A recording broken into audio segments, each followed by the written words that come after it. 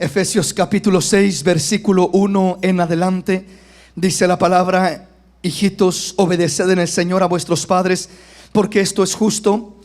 Honra a tu padre y a tu madre, que es el primer mandamiento con promesa, para que te vaya bien y seas de larga vida sobre la tierra.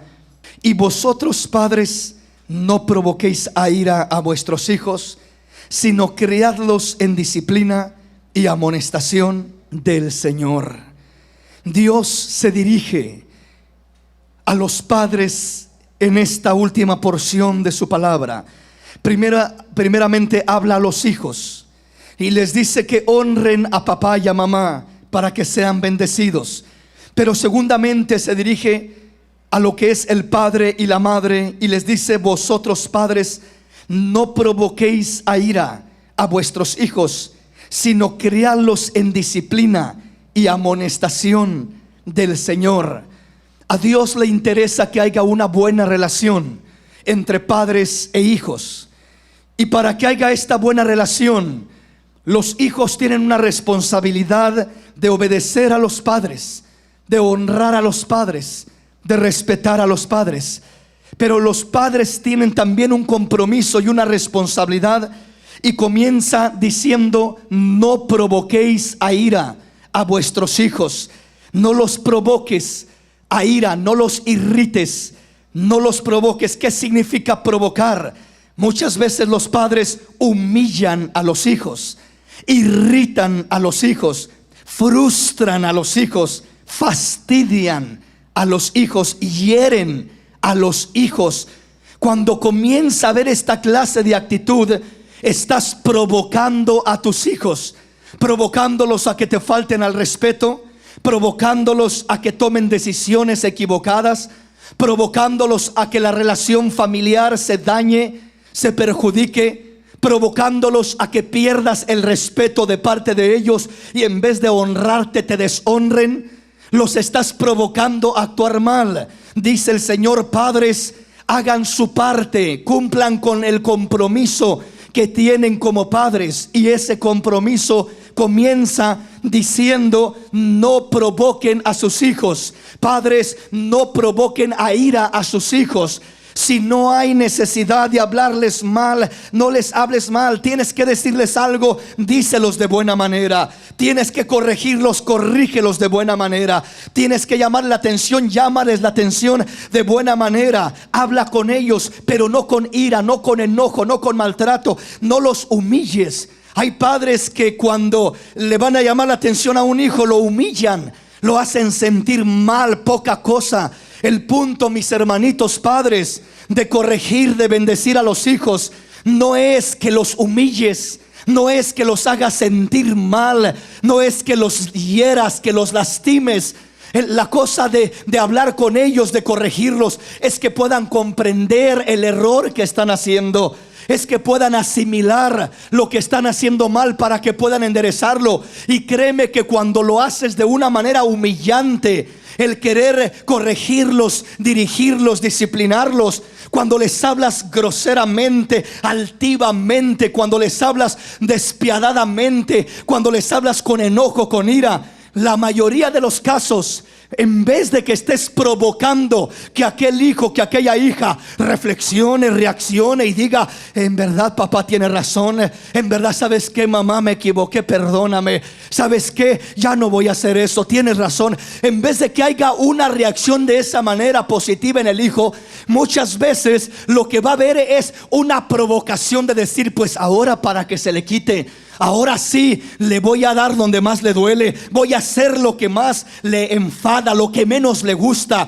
Y el hijo comienza a rebelarse cuando se le provoca a ira, cuando se le irrita, cuando se le agrede, cuando se le humilla. Repito, una cosa es corregir a los hijos, una cosa es disciplinar a los hijos y otra cosa es humillar a los hijos. No necesitamos humillarlos para corregirlos o disciplinarlos. Si los vas a corregir o disciplinar, hazlo con amor, hazlo en amor, hazlo con mansedumbre, hazlo con una buena palabra que bendiga sus vidas, y vas a cosechar una reacción positiva de aquel hijo, de aquella hija.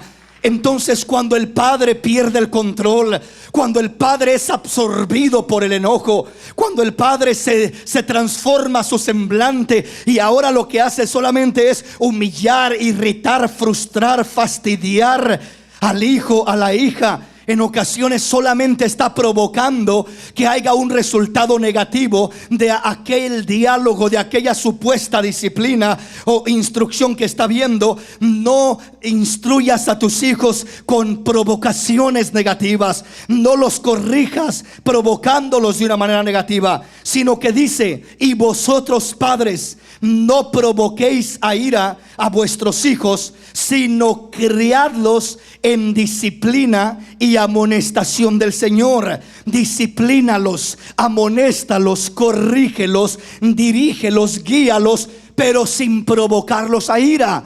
Porque cuando los estás queriendo guiar, los estás queriendo corregir, disciplinar, pero no está viendo lo que es el amor, la humildad, la mansedumbre en tu manera de hacerlo, puede ser que de aquella corrección solamente salga algo malo, solamente salga más problema, solamente salga más rebeldía. Y ese creo yo que es el problema número uno de los padres, que corrigen, disciplinan, quieren guiar, quieren hacer que el hijo entienda, pero lo hacen con enojo, lo hacen con ira, lo hacen humillándolo, lo hacen hiriéndolo, lo hacen lastimando al hijo. Y repito, aunque tengas razón como padre, aunque digas es que se portó mal, es que hizo esto, es que hizo lo otro, utiliza la disciplina que tengas que utilizar, toma las medidas que tengas que usar, pero nunca la ira va a darte un buen resultado. La ira trae más ira, el enojo engendra enojo, el humillar a alguien no lo hace reaccionar para bien,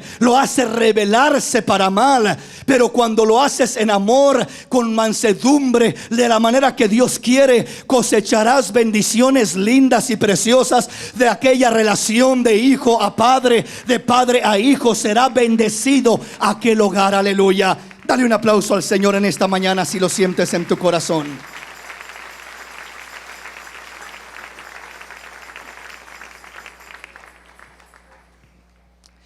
Cuando los padres, según nos enseña este pasaje, que deben de estar siempre con un compromiso de poder instruir, dirigir, amonestar, disciplinar a los hijos, pero sin provocarlos a ira, sin provocarlos a ira. ¿Qué cosas son las que provocan a ira a un hijo? Quiero decirte una de las primeras cosas que provocan a ira a un hijo: cuando tienes reglas, cuando tienes instrucciones, cuando tienes mandamientos y dices no se haga esto, no se haga lo otro, no se haga aquí, no se haga allá. Cuando impones reglas en tu hogar pero no tienes relación familiar, eso que generalmente produce y provoca rebeldía.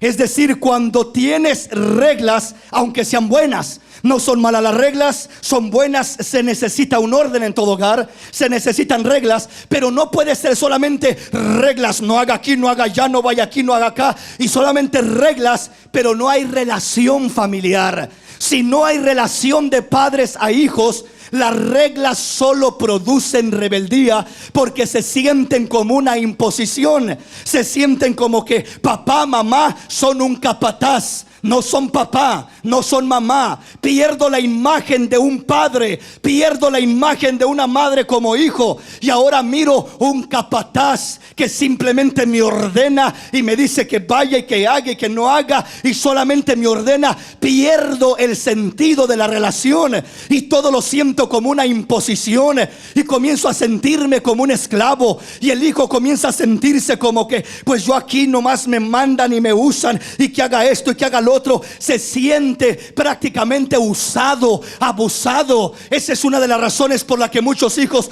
quieren salir a la temprana edad de los hogares, de las familias, porque sí hay reglas, pero no hay relación. Las reglas, el orden que establezcas en tu hogar tiene que ir respaldado con una buena relación, de que tengas la libertad de acercarte a tu hijo, abrazarlo, darle un beso, acariciarlo. Es tu hijo, necesita tu amor. exprésale tu amor, dale tiempo, convive con él, comparte con él, sal a caminar con él, haz algo con él. Nunca sale el padre con el hijo, nunca comparte con él, nunca toma un tiempo para estar con él. No solamente el único momento cuando habla muchas veces, venga, vamos a hablar, te voy a decir. Y siempre que va a hablar con él es para regañarlo y decirle todo lo mal que hace. Pero no hace tiempo para hablarle de las cosas buenas, de las cosas agradables, de las cosas positivas que está haciendo. Es bueno que le hagas ver cuando se equivoca, pero también es bueno que le hagas ver cuando hace las cosas bien, y lo felicites y lo recompenses y le digas, vamos hijo a salir, usted y yo solitos, vamos a divertirnos sanamente, vamos a tener una relación de padre a hijo, vamos a compartir un tiempo especial. Muchos padres no tienen eso. Hay un problema con el hijo. Muchas veces aún el padre aún echa a la mujer por delante. Habla con tu hijo. Ahí ya no es su hijo, ya es el hijo de la mujer. Habla con tu hijo, ahí está tu hijo. Mira cómo se está portando, mira lo que hizo, miren el lío que se metió, miren el problema que se metió. Qué triste es que los padres solo hablen con sus hijos cuando se portan mal los hijos. Que solamente cuando hay cercanía es para regañarlos, es para llamar la atención. Y cuando ha habido cercanía para poder felicitarlos, para poder bendecirlos, para poder compartir un tiempo hermoso. Como padre que eres, tu hijo te necesita, necesita tu apoyo, tu amor, tu dirección, tu comprensión, tu afecto, necesita de ti. Y si quieres cosechar una bendición en ese hijo, tienes que comenzar a tomar tu responsabilidad. Si me explico, mis hermanos, las estadísticas dicen, mis hermanos, que el padre promedio, el tiempo promedio que los padres pasan con sus hijos adolescentes, me dirijo a la adolescencia, son 7 minutos y medio por semana. Ese es el tiempo que pasa, y eso es el que pasa algo de tiempo, porque hay padres aquí que pasan meses y ni 5 minutos pasan con sus hijos, que pasan semanas y no dedican un tiempo a sus hijos. Estoy ocupado aquí, es que tengo que hacer lo otro, es que estoy muy cansado, es que aquí y es que allá. Para todo hay tiempo, menos para tu hijo, menos para tu hija. Estás descuidando la mayor inversión que Dios te ha dado. Hermanito, si descuidas otras cosas no hay problema, pero no descuides tu hogar, no descuides tu familia, no descuides a tus hijos, porque es la mayor bendición que Dios te ha dado después de tu salvación. Tienes que tener un orden, una estructura donde hagas un día para compartir con tus hijos, con tu familia, para convivir, para gozar, para reír, para disfrutar un tiempo sano, un tiempo bonito como familia. ¿Qué recuerdos tiene un hijo de su padre? Recuerdos de cuando gozamos y disfrutamos y fuimos aquí, hicimos esto y compartí con papá y reí con papá y estuve con él aquí y en este lugar y en este otro. Hay recuerdos lindos en los hijos de lo que tú has sembrado, de lo que tú has influido, de lo que tú has dejado ahí grabado en el corazón de aquel hijo. Aquellos tiempos lindos y hermosos donde compartiste un tiempo con ellos. Muchos hijos no tienen un recuerdo de sus padres. No pueden recordar cuándo pasaron un tiempo lindo con ellos, cuándo sonrieron, cuándo jugaron con ellos, cuando compartieron un tiempo precioso con ellos. Muchos hijos no tienen ese privilegio porque el padre nunca ha tomado el tiempo para hacerlo. Y el padre siempre ha pensado que todo es órdenes y todo es ser estricto y todo es mandamientos y todo es esto y esto. Y se olvida que especialmente el hijo en su adolescencia no necesita solamente qué no puedo hacer y qué no puedo hacer y qué no puedo hacer. Quiero saber qué puedo hacer entonces, porque parece que no puedo hacer nada. No puedes hacer aquí, no puedes ir allá, no puedes ir allá y no puedo hacer nada. Pero entonces, ¿qué puedo hacer? El padre tiene que darle alternativas. No siempre ser negativo de mirar todo lo que no puede hacer, sino hablarle de lo que sí puede hacer. Mire, mi hijo, podemos hacer esto, podemos hacer esto otro. Hay tantas bendiciones y cosas preciosas que Dios ha creado para que gocemos de ellas. Las podemos gozar, podemos reír, podemos divertirnos, podemos tener un tiempo precioso, pero en el orden del Señor, de la manera correcta. Ahí es donde los hijos necesitan la dirección de los padres, y que no solamente sea una imposición de lo que no pueden hacer, sino entender lo que sí pueden hacer. Si me explico, mis hermanos. Vamos a ir entrando a la palabra. Venga conmigo al libro de Malaquías. Malaquías 4. Veamos lo que dice el versículo 5 y 6. He aquí, yo os envío el profeta Elías, antes que venga el día del Señor grande y terrible. Él hará volver el corazón de los padres hacia los hijos, y el corazón de los hijos hacia los padres, no sea que yo venga y hiera la tierra con maldición. Dios desea que el corazón de los padres se vuelvan a los hijos y el corazón de los hijos a los padres. No se volverá el corazón de los hijos hacia los padres, honrándolos, respetándolos, llamándolos, si primeramente no se vuelve el corazón de los padres hacia los hijos. Lo primero que indica este pasaje es que el corazón de los padres se tiene que volver hacia los hijos. Los padres tienen que volver el corazón hacia los hijos, preocuparse por ellos, amarlos, ayudarlos, pensar en ellos, bendecirlos. Mi hermano, padre de familia que estás en este lugar, nos quejamos como padres por mirar la rebeldía tan terrible que hay en los hijos.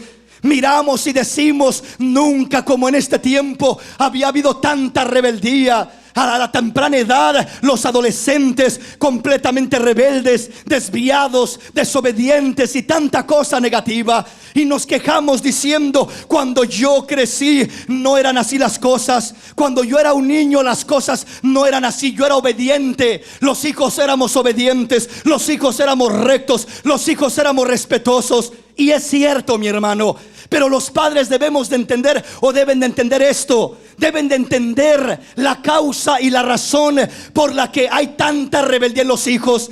La rebeldía que hay en los hijos no comenzó con los hijos. Es el fruto y el resultado de los padres. ¿Cómo el fruto y el resultado de los padres? Nunca como ahora miramos tantos hogares destruidos, tanto fracaso matrimonial, tanto divorcio en los hogares, tanta desviación y situación desagradable a Dios en los matrimonios. El hombre pensando solo en él, la mujer pensando solo en ella. Ya no hay quien piense en los hijos, ya no hay quien piense en los pequeños. Tomamos las decisiones egoístamente, buscando mi placer, mi satisfacción, mis deseos, buscando lo que yo quiero, y no pienso en nadie más. ¿Sabes qué provoca todo eso? ¿Sabes qué provoca, mi hermano? Que los padres hayan destruido el matrimonio, que se haya destruido el hogar. Provoca rebeldía en los hijos. Los hijos no entienden por qué tuvo que pasar esto, y peor tantito que en ocasiones lo pone el uno en contra del otro. Va con papá y papá le habla mal de mamá, va con mamá y mamá le habla mal de papá, y el hijo se encuentra en medio, amando a su padre y amando a su madre, en medio de una rivalidad, en medio de una confusión. El hijo crece confundido, el hijo crece turbado, no sabe qué hacer, no sabe cómo comportarse, y lo primero que surge en él es rebeldía en su vida. ¿Por qué razón? Porque los padres están tomando decisiones que dejan descubiertos a los hijos. ¿Qué provocará esa clase de rebeldía? Entre más fracaso hay en un hogar, entre más daños, entre más separaciones, entre más divorcios, entre más infidelidades, entre más rebeldía se da en el hogar internamente, eso fomentará hijos más rebeldes de su temprana edad, hijos más desorientados, hijos más perdidos. Entonces, si queremos que los hijos se vuelvan a Dios, los primeros que tienen que volver el corazón a Dios son los padres. De pensar en Dios, pensar en sus hijos antes de tomar decisiones apresuradas, precipitadas, antes de decir: pues bueno, no nos entendemos, pues vete tú por tu lado y yo por el mío, al fin y al cabo que no te necesito. Qué fácil decir eso, ¿verdad? Qué fácil tomar esas decisiones los padres en un momento de ira, en arranques de problemas, pero no te das cuenta que estás paralizando a tu hijo, a tu hija. No te das cuenta ni tienes una idea el daño que estás causando en la vida de aquel pequeño. Lo estás destinando al fracaso muchas veces. porque lo estás hiriendo, lo estás dejando confundido, desprotegido, y está completamente turbado aquel hijo sin saber qué está pasando. Papá dice una cosa, mamá dice otra, y él está en medio de aquella guerra. Lo que debería de ser un campo de amor, de bendición, un terreno fértil, un hogar precioso y bendecido, es un campo de guerra lo que tienen muchos hogares. Y tú quieres que los hijos te respeten cuando lo que tienes en tu matrimonio es una guerra, es un campo de batalla día con día. No es así como vas a recibir honra de tus hijos. ¿Quieres honra de tus hijos? Honra a Dios, honra a tu Señor. El padre, la madre tiene compromiso de honrar a Dios, de respetar a Dios, de tomar en cuenta lo que Dios dice para que los hijos puedan ser nutridos por aquello. La promesa dice que Dios enviará al profeta Elías. Dios enviará al profeta Elías. ¿Qué hará el profeta Elías? El profeta Elías haría volver el corazón de los padres a los hijos y de los hijos a los padres. ¿Qué tipifica el profeta Elías? No vamos a esperar que venga un profeta, literalmente hablando de Elías, y que venga a hacer volver el corazón de los padres a los hijos. No. Cuando hablamos del profeta Elías en este pasaje, estamos hablando de una figura simbólica. Y lo que simboliza esta figura del profeta Elías está representando la autoridad de Dios otorgada a los padres de familia. La autoridad de Dios otorgada para bendecir, para cubrir, para proteger, para guardar y cuidar a aquella familia, a aquellos hijos que Dios le ha dado. El profeta Elías es un tipo de autoridad simbólica que hace volver el corazón de los padres a los hijos y de los hijos a los padres, para que Dios encuentre familias unidas, bendecidas, respetándose, amándose, guiadas por Dios, para que realmente caminen como Dios quiere que caminen. Ahora, ¿por qué digo que aquí nos está hablando de autoridad, hablando del profeta Elías? Vamos a mirar algunas de las cosas que sucedieron con Elías. Venga rápidamente conmigo, solo como un reflejo o respaldo de este pasaje. Primera de Reyes capítulo 18. Veamos qué dice la palabra. Primera de Reyes capítulo 18, versículo 30 al 40. Entonces dijo Elías a todo el pueblo: acercaos a mí. Y todo el pueblo se le acercó. Y él arregló el altar del Señor que estaba arruinado. Y tomando Elías 12 piedras, conforme al número de las tribus de los hijos de Jacob, al cual había sido dada palabra del Señor diciendo: Israel será tu nombre, edificó con las piedras un altar en el nombre del Señor. Después hizo una zanja alrededor del altar en que cupieran 2 medidas de grano. Preparó luego la leña y cortó el buey en pedazos y lo puso sobre la leña. Y dijo: llenad 4 cántaros de agua y derramadla sobre el holocausto y sobre la leña. Y dijo: hacedlo otra vez. Y otra vez lo hicieron. Dijo aún: hacedlo la tercera vez. Y lo hicieron la tercera vez. De manera que el agua corría alrededor del altar, y también se había llenado de agua la zanja. Cuando llegó la hora de ofrecerse el holocausto, se acercó el profeta Elías y dijo: Señor Dios de Abraham, de Isaac y de Israel, sea hoy manifiesto que tú eres Dios en Israel, y que yo soy tu siervo, y que por mandato tuyo he hecho todas estas cosas. Respóndeme, Señor, respóndeme, para que conozca este pueblo que tú, oh Señor, eres el Dios, y que tú vuelves a ti el corazón de ellos. Entonces cayó fuego del Señor y consumió el holocausto, la leña, las piedras y el polvo, y aún lamió el agua que estaba en la zanja. Viéndolo todo el pueblo, se postraron y dijeron: el Señor es el Dios, el Señor es el Dios. Entonces Elías les dijo: prended a los profetas de Baal para que no escape ninguno. Y ellos los prendieron y los llevó Elías al arroyo de Cisón y ahí los degolló. Vea usted, mi hermano, lo primero que Elías hace, ¿qué es lo que Elías hace? Lo primero que hace es que confronta al pueblo y confronta a los profetas de Baal. Dice que le dijo al rey: tráeme a todo el pueblo delante de mí y reúneme a todos los profetas de Baal. Hay muchos profetas de Baal y solo yo he quedado profeta del Señor. Veamos quién es el verdadero Dios. Confrontó a los profetas de Baal. Les dijo: bueno, tomen ustedes un sacrificio, un buey, y córtenlo y ofrézcanlo en sacrificio. Yo tomaré otro. Pongamos leña, pongamos el altar, pero no pongamos fuego debajo de él. Y oremos a Dios, y el Dios que responda, ese será el Dios verdadero. Elías estaba confrontando. Dice primeramente el versículo 30: entonces dijo Elías a todo el pueblo: acercaos a mí. Y todo el pueblo se le acercó. Y él arregló el altar del Señor, que estaba arruinado. Y tomando Elías 12 piedras conforme al número de las tribus de los hijos de Jacob, al cual había sido dada palabra por el Señor, diciendo: Israel será tu nombre, edificó con las piedras un altar en el nombre del Señor. Allí primeramente miramos cómo Elías convoca al pueblo: acérquense a mí.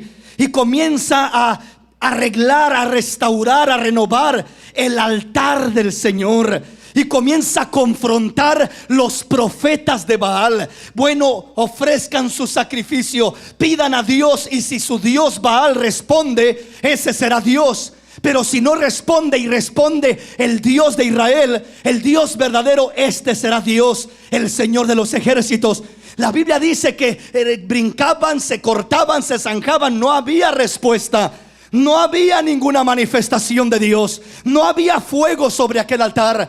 Pero acá cuando Elías comienza a orar y a clamar y a decir: Dios mío, responde y sea hoy manifiesto que tú eres Dios sobre Israel, Dios hizo descender fuego del cielo y consumió el holocausto y mostró que solamente hay un Dios, el Dios altísimo, todopoderoso. Es el único y verdadero Dios. Manifestó la gloria de Dios, el poder de Dios, por aquella confrontación, aquella oración.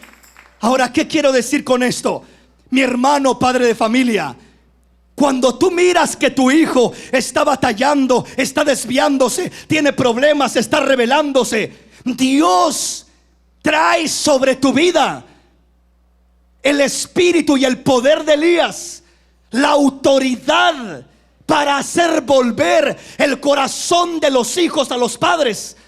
¿Cómo le voy a hacer? Tienes que confrontar la oposición. Tienes que confrontar la rivalidad. ¿Cómo voy a confrontar? Elías tuvo que pararse delante de 450 profetas y decir: más grande es el Dios que está conmigo que el que está con ustedes. Más puede el Dios que está a mi lado que el Dios que está de parte de ustedes. Más puede mi Señor que el Dios al que ustedes adoran. El mío es real, el de ustedes es falso.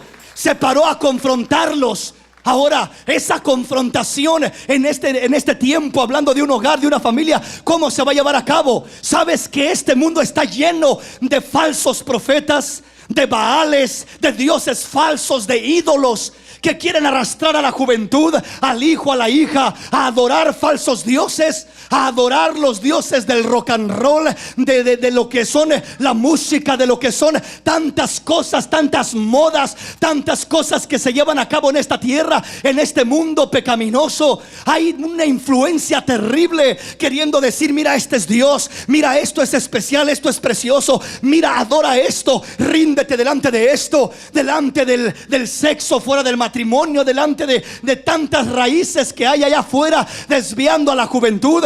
¿Qué tiene que hacer el padre de familia? Confrontar todo eso. ¿Cómo lo voy a confrontar? ¿Con gritos, con maltratos, con agresividades, con imposiciones? No, mi hermano.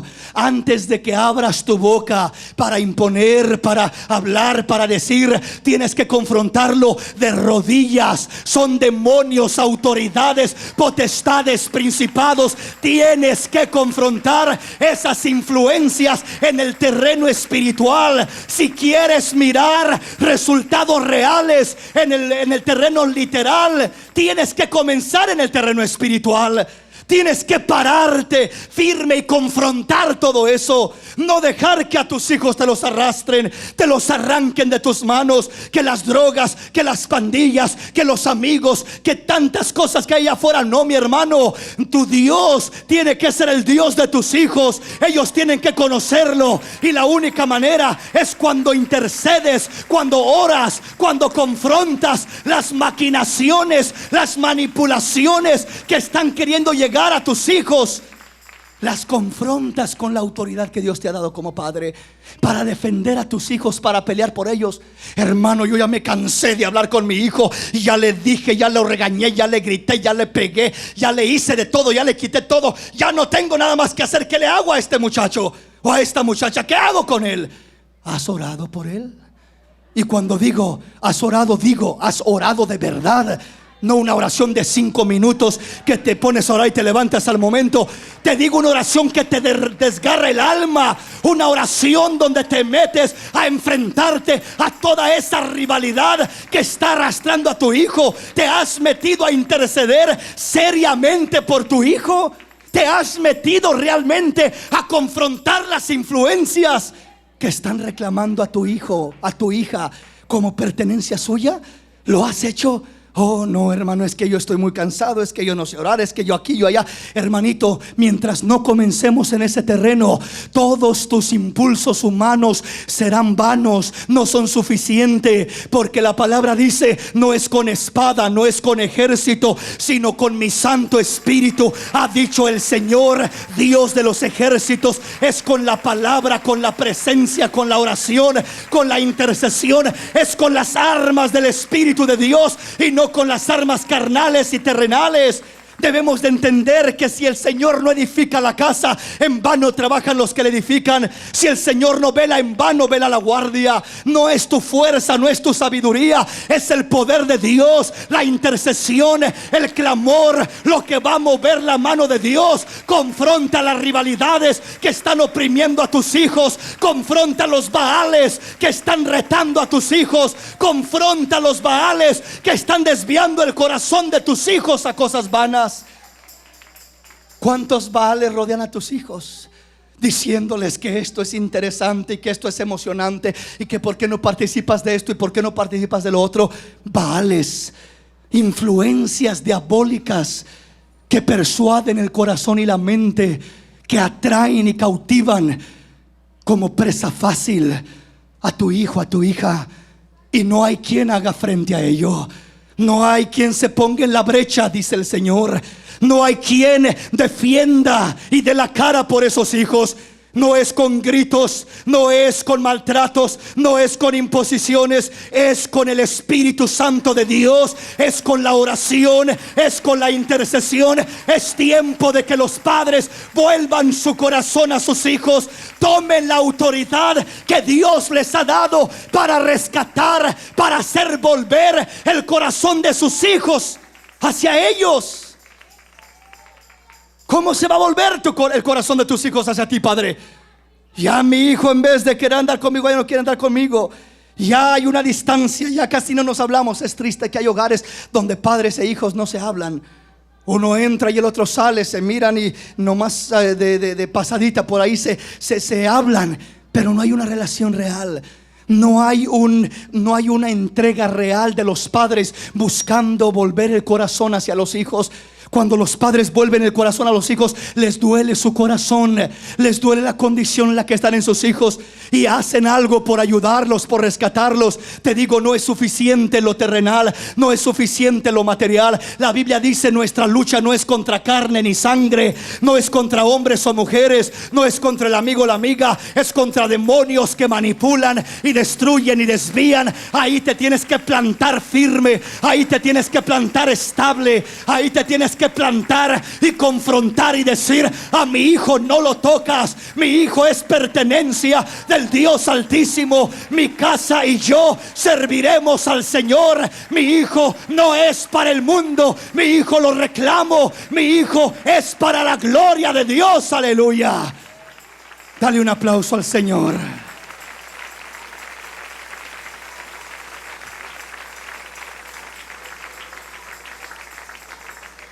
Oye bien esto. Elías tomó el lugar que debería, tomó la autoridad, retó al pueblo, retó a los profetas de Baal y hizo volver el corazón de los padres a los hijos. Restauró el altar del Señor que estaba arruinado, descuidado. El altar del Señor es ese altar de oración, ese rinconcito, esa comunión, esa consagración. ¿Cómo está tu altar, padre de familia? En ocasiones solamente hay cenizas, ya no hay fuego. Solamente hay recuerdos de cuando orabas. Solamente hay recuerdos de cuando te metías con el Señor. El altar estaba arruinado. ¿Cómo se puede confrontar esa influencia cuando tu altar está arruinado? Cuando tu altar son cenizas. Dice que Elías reconstruyó el altar del Señor. Volvió el corazón del pueblo de Israel a sentir, a creer, a ofrecer holocausto a Dios. Lo mismo que usted como padre, mi hermano, tienes que volver a ese altar, a restaurarlo, a decir: no voy a perder mi comunión con Dios. He descuidado mi relación, ya casi no he orado. Tengo que volver a ser un hombre de oración, una mujer de oración, a pararme en la brecha. No voy a perder a mi hijo, no voy a perder a mi hija. Tengo que restaurar el altar del Señor y voy a mirar el fuego caer, y voy a mirar la gloria descender, y voy a mirar el respaldo de Dios, y Dios me va a bendecir y me va a respaldar y va a volver mis hijos hacia mí. Va a volver el corazón de mis hijos hacia los padres. Tiene que primeramente el corazón de los padres volverse hacia el Señor. Ahora, escuche esto: cuando uno, mi hermano, mi hermana, cuando un padre, una madre comienza a tomar esa autoridad, ese lugar especial, como lo tomó Elías, confrontando esas influencias, no creas que todo va a ser color de rosa. Oh, sí, yo ahorita me paro y me meto y me pongo y peleo por mis hijos. No, mi hermano. Cuando Elías se atrevió a dar ese paso, no solamente hubo eso, fuego del cielo que cayó y bendición que vino para sus vidas, sino que dice la palabra que comenzó una amenaza de muerte. Y comienza una mujer llamada Jezabel a decirle, a mandarle un mensajero a Elías y a decirle: así me hagan los dioses y aún me añadan, si mañana no te tengo como a uno de mis profetas. Si no te mato, te voy a matar, Elías, por lo que has hecho con mis profetas. No pienses que te paraste firme y destruiste mis Baales y destruiste mis profetas y hiciste volver al pueblo al Dios verdadero y me voy a quedar tranquilo. No, siempre que miras una victoria grande, siempre que viene una bendición preciosa, tienes que reforzar tu guardia, porque hay un contraataque que el enemigo querrá usar. Vino aquella influencia, el espíritu de Jezabel, amedrentando a Elías, el gran profeta, el gran siervo. Quería romper la autoridad de Elías. El propósito del espíritu de Jezabel es romper la autoridad de Elías, es desvestir a Elías de su autoridad, es despojarlo de su autoridad. La autoridad de Elías sobre los padres es la que tiene la capacidad para hacer volver el corazón de los hijos a los padres. Pero Jezabel siempre buscará destruir la autoridad de Elías. Mandó ese mensajero y Elías comenzó a sentir temor. Comenzó a sentir no temor a lo que era Jezabel. No era Jezabel, era el demonio que gobernaba Jezabel. Era una influencia que se movía en ella. Una mujer que le podía hacer si no le tuvo miedo a 450 profetas y al rey mismo. A centuriones, capitanes de 50 que venían y le decían: el rey quiere verte. Él decía: si soy varón de Dios, que caiga fuego del cielo y los consuma. Caía fuego del cielo y los consumía. O sea, Elías era un varón de Dios que no le tenía miedo a cualquier gente, no a cualquier persona, ni al rey, ni a los profetas falsos, ni siquiera al ejército del rey. Pero esta mujer Jezabel era una amenaza para su autoridad. Quería romper la autoridad de Elías. Y cuando se rompe la autoridad de Elías, pierdes el control y no tienes más influencia para lograr lo que Dios quiere que logres. Vamos a la palabra y veamos esto un poquito más ampliamente. Lucas capítulo 1, versículo 14 al 17. Y tendrás gozo y alegría, y muchos se regocijarán de su nacimiento, porque será grande delante de Dios. no beberá vino ni sidra, y será lleno del Espíritu Santo aún desde el vientre de su madre. Y hará que muchos de los hijos de Israel se conviertan al Señor Dios de ellos, e irá delante de él con el espíritu y el poder de Elías, para hacer volver los corazones de los padres a los hijos y de los rebeldes a la prudencia de los justos, para preparar al Señor un pueblo bien dispuesto.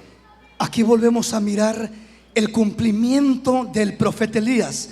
Vea usted que no está hablando de un profeta como persona, sino de una autoridad que se movía sobre de él con un propósito.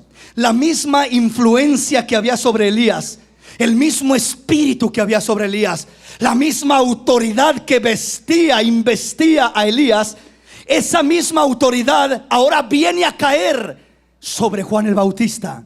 Ahora viene a posar sobre Juan. Elías murió, o mejor dicho, fue llevado con el Señor, arrebatado, fue llevado en un torbellino. Pero miramos ahora que viene Juan el Bautista. Va a nacer, está hablando Zacarías, Dios le habló a Zacarías acerca de este niño y dice: y tendrás gozo y alegría, y muchos se regocijarán de su nacimiento, hablando del nacimiento de Juan, porque será grande delante de Dios, no beberá vino ni sidra, y será lleno del Espíritu Santo, aún desde el vientre de su madre. Está hablando de Juan el Bautista.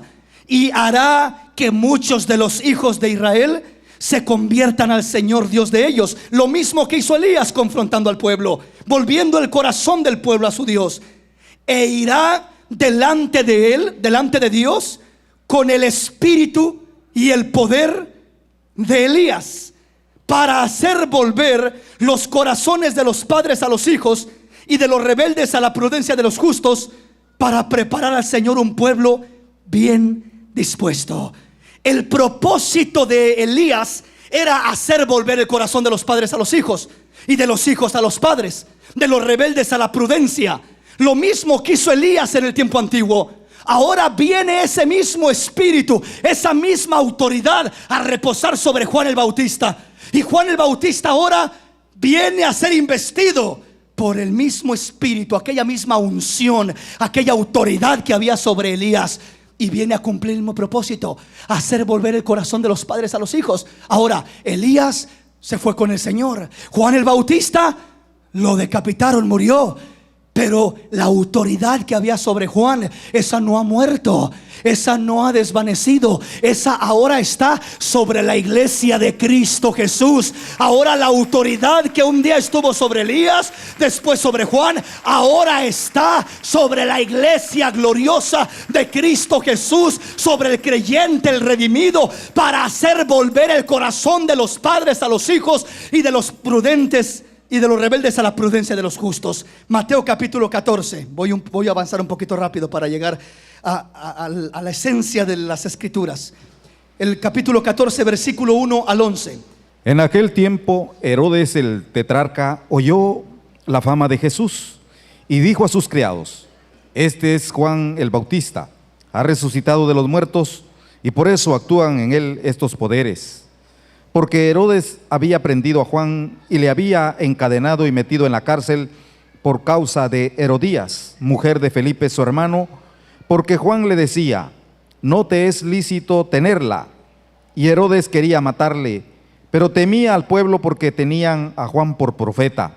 Pero cuando se celebraba el cumpleaños de Herodes, la hija de Herodías danzó en medio y agradó a Herodes, por lo cual éste le prometió con juramento darle todo lo que pidiese. Ella, instruida primero por su madre, dijo: dame aquí en un plato la cabeza de Juan el Bautista. Entonces el rey se entristeció, pero a causa del juramento y de los que estaban con él a la mesa, mandó que se la diesen y ordenó decapitar a Juan en la cárcel. Y fue traída su cabeza en un plato y dada a la muchacha, y ella le presentó a su madre. Miramos lo que sucedió con Juan el Bautista. Se repite la historia. Lo mismo que sucedió con Elías, ahora viene a manifestarse en Juan el Bautista. ¿Quién perseguía a Elías? ¿Quién amenazaba a Elías? ¿Quién quería matar a Elías? ¿De quién huía Elías? De Jezabel. Ahora miramos que en el Nuevo Testamento, ahora miramos que el espíritu de Elías que reposa sobre Juan tiene la misma misión: hacer volver el corazón de los padres a los hijos y de los hijos a los padres. Juan comienza a predicar, comienza a hablar, traía la autoridad y el poder de Elías para cumplir esa misión. Y cuando Juan está predicando, dando el mensaje, el rey Herodes lo arresta, porque le comienza a decir: no te es lícito tener a la mujer de tu hermano por esposa.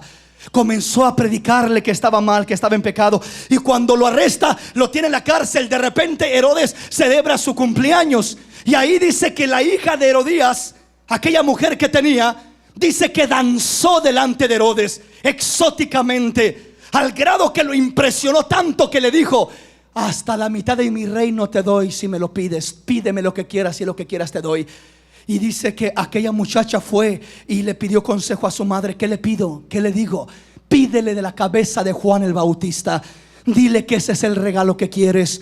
Eso, no quieres dinero, no quieres reino, no quieres nada. La cabeza de Juan el Bautista, eso es lo que quiero. Ve y dile eso. Y fue y le pidió la cabeza de Juan el Bautista, y se la trajeron en una charola de plata. Dice que ella fue y se la presentó a su madre. ¿Qué se movía en esta joven que danzó delante de Herodes? ¿Qué se movía en Herodías, esa madre que estaba pidiendo la cabeza de Juan? ¿Cuál era el problema? Que querían destruir la autoridad y el poder de Elías. Querían destruir esa autoridad que confronta a los Baales, que confronta a Jezabel, que confronta la influencia que desvía el corazón de los hijos.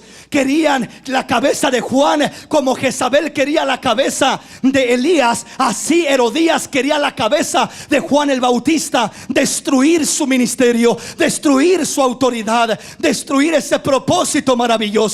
Quiero decirte, mi hermano, mi hermana, Elías no ha muerto. Hablo de la autoridad y el poder de Elías. La promesa, la profecía dice que en los últimos días, antes de que viniera el gran día del Señor, Dios enviaría el espíritu y el poder de Elías para hacer volver el corazón de los padres a los hijos y de los hijos a los padres. Hay una autoridad y hay un poder que refleja la autoridad que traía Elías, la autoridad que tenía Juan el Bautista. Esa misma autoridad está sobre la iglesia, sobre los creyentes, sobre el hombre y la mujer que han creído en Cristo en este tiempo. Una autoridad para confrontar esos Baales y tener la victoria en el nombre del Señor. Pero así como Elías fue perseguido por Jezabel, así como Juan el Bautista fue decapitado por Herodías y su hija, asimismo ese espíritu de Jezabel persigue destruir la autoridad de Elías. Ese espíritu de Jezabel tampoco está muerto, mis hermanos. También sigue operando, también sigue trabajando. ¿Cómo se manifiesta ese espíritu? Ese es un espíritu manipulador. Se manifiesta con manipulaciones, se manifiesta con machismo, se manifiesta con amenazas. Ese espíritu es provocativo, tiene rivalidades, pone rivalidades entre la familia. Ese espíritu es un espíritu que desvía el corazón de los hijos hacia los padres y el corazón de los padres a los hijos. Ese espíritu es un espíritu que te desvía y te convierte en una persona que comienza simplemente a destruir la autoridad que Dios ha puesto en el hogar. ¿Cómo se destruye esa autoridad? ¿Cómo se manifiesta el espíritu de Jezabel? ¿Qué hacía Jezabel? Jezabel era una manipuladora. Era una mujer que seducía, seductora. Quería lo que ella quería, no quería la voluntad de Dios. Cuando los padres en el hogar le dan lugar a ese espíritu manipulador, el hombre le da el lugar cuando se convierte en un hombre machista, que solo lo que él dice, lo que él quiere, y así quiere operar. El machismo es una manipulación de Jezabel, porque el espíritu de Jezabel no solamente se representa en mujer, también en hombre, en los dos sexos. El espíritu de manipulación, cuando la mujer de repente no respeta la autoridad del hombre y el hombre quiere corregir al hijo, decir no puedes ir aquí, no puedes ir allá, y viene la mujer, no, ¿cómo que no? Pobrecito, ¿cómo que no? No le digas nada. ¿Tú quién eres para decirle a alguien? Él puede hacerlo, él puede ir. Contradices a tu compañero, a tu compañera enfrente de tus hijos en algo que están queriendo hacer, y uno dice no, queriendo detenerlos de ir a un lugar no adecuado, y el otro dice sí. Estás dándole lugar al espíritu de Jezabel. Jezabel se está moviendo en ese hogar y está destruyendo la autoridad. Cuando el esposo comienza a despreciar, a maltratar, a tomar en poco a la mujer, cuando la mujer le falta el respeto al esposo y están peleando y no se respeta el uno al otro, después le dice, los hijos le faltan el respeto a los padres. ¿Y por qué le falta el respeto a tu papá? ¿Y por qué le faltas el respeto a tu mamá? Pues tú también se lo faltas.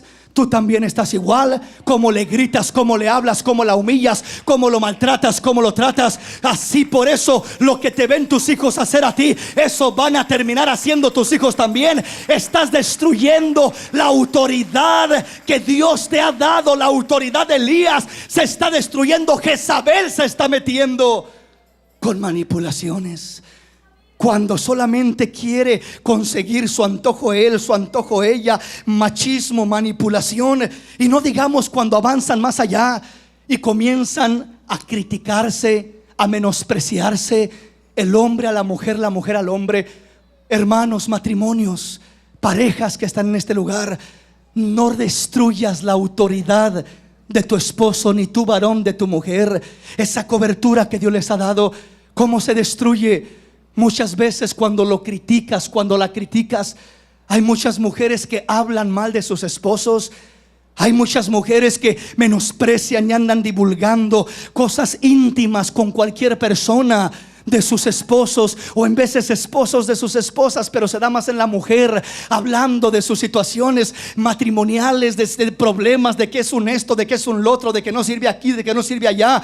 Estás desnudando, estás destruyendo la autoridad de tu esposo. Estás faltándole al respeto. Si no lo honras tú, si no lo respetas tú, le darás lugar al espíritu de Jezabel, y Jezabel destruirá tu hogar. Quieres que haya una autoridad firme que resista y que confronte toda rebeldía y que traiga bajo sumisión a los hijos, y que reprenda esos espíritus de Baal, esas influencias negativas. Tienes que comenzar dando honra a tu cónyuge, respetando a tu esposo, respetando a tu esposa. Pero muchas veces los hijos lo único que escuchan a los padres es renegar el uno del otro, criticar a uno, criticar al otro, critican a los hermanos, critican a los predicadores, critican a los pastores, critican a las iglesias, hablan de medio mundo, y después quieren que los hijos escuchen la palabra. Oye, ¿y cómo quieres que oiga aquel de quien hace ratito estabas hablando y criticando y diciendo un montón de cosas? ¿Cómo esperas que tenga efecto lo que tus hijos oyen en la iglesia, cuando lo único que te la pasas haciendo es criticando y hablando mal de la misma iglesia donde los traes para que Dios haga algo en ellos? Destruyes la autoridad. Destruyes la autoridad. ¿Sí me explico, hermanos? No, su padre no sirve para nada, es un esto, es un lo otro, es un aquí, es un allá. Y después diles algo a tus hijos, que te respeten, que te obedezcan. ¿Y cómo lo van a respetar si tú ya lo pusiste por los suelos? Si tú ya destruiste su autoridad, acabaste con su autoridad. Es el espíritu de Jezabel metido en los hogares, manipulando. Es el espíritu de Jezabel criticando, despreciando, buscando su propio gusto y su propio antojo, menospreciando a medio mundo. Ese espíritu tiene que salir de los hogares para que Dios restaure y bendiga y traiga bendiciones reales y verdaderas a cada familia, a cada hogar. Tiene que salir ese espíritu. El mayor daño no está afuera, el mayor mal está dentro de los hogares. La amenaza más grande para la autoridad que Dios te ha dado es Jezabel, ese espíritu manipulador. Ese espíritu que destruye y menosprecia la autoridad. Ese espíritu que toma en poco en vez de darle su lugar a cada quien en su debido orden. Desprecia, no se sujeta a nada, no se sujeta a nadie, no tiene respeto por nadie, critica a medio mundo, nadie le da gusto. Ese es el espíritu de Jezabel. Y cuando se mueve ese espíritu, la autoridad quedará destruida, porque ese es su fin, destruir la autoridad.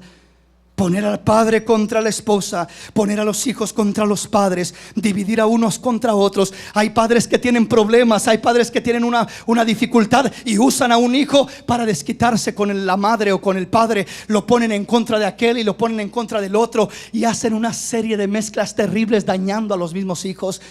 El espíritu de Jezabel destruyendo, el espíritu de Jezabel persuadiendo y dañando. No es esa la voluntad de Dios. La voluntad de Dios es que reine el espíritu de Elías sobre cada hogar, sobre cada familia, que haga volver el corazón de los hijos a los padres, del corazón de los padres a los hijos, de los rebeldes a la prudencia de los justos. Póngase de pie en esta hermosa mañana.